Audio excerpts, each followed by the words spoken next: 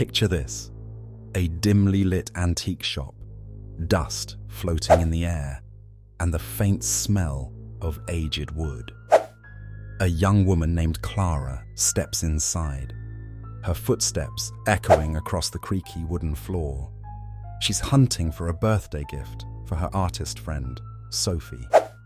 Her eyes land on a peculiar painting of a woman in Victorian attire.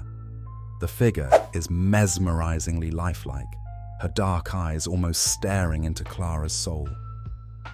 "Perfect," Clara mutters. She doesn't notice the storekeeper's uneasy glance as she buys the painting.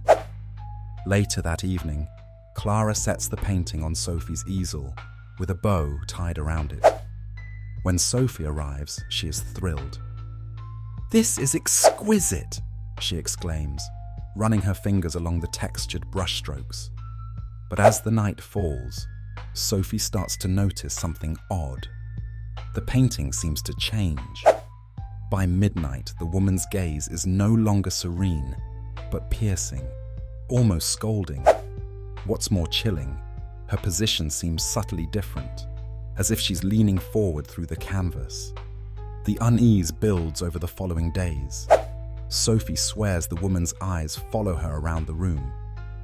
On the third night, Sophie wakes abruptly to the sound of faint whispers. Frightened but curious, she steps into her studio, clutching her phone's flashlight. The painting is now lying face down on the floor, despite her leaving it upright on the easel. With her heart racing, Sophie flips it back over. The woman in the painting has completely shifted. Her once gentle demeanor is now murderous. She's glaring at Sophie, her painted hands pressed against what looks like the canvas's boundary. Terrified, Sophie tries to dispose of the painting. She throws it into the river late at night, thinking she's finally rid of its eerie presence. But when she returns home, there it is, hanging back on her studio wall, water dripping to the floor, the painted woman now smirking. Sophie seeks Clara's help, but Clara reveals a disturbing secret.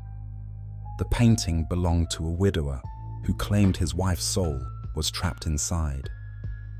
Not long after his confession, he vanished without a trace. Together, Clara and Sophie decide to burn the painting. As flames consume the artwork, they hear an inhuman shriek echo through the night. They feel a chilling wind, and the painting's ashes swirl unnaturally before disappearing into thin air. But the next day, a new painting arrives at Sophie's doorstep, a gift from an unknown sender. And this time, the painted woman is smiling, as if she's won.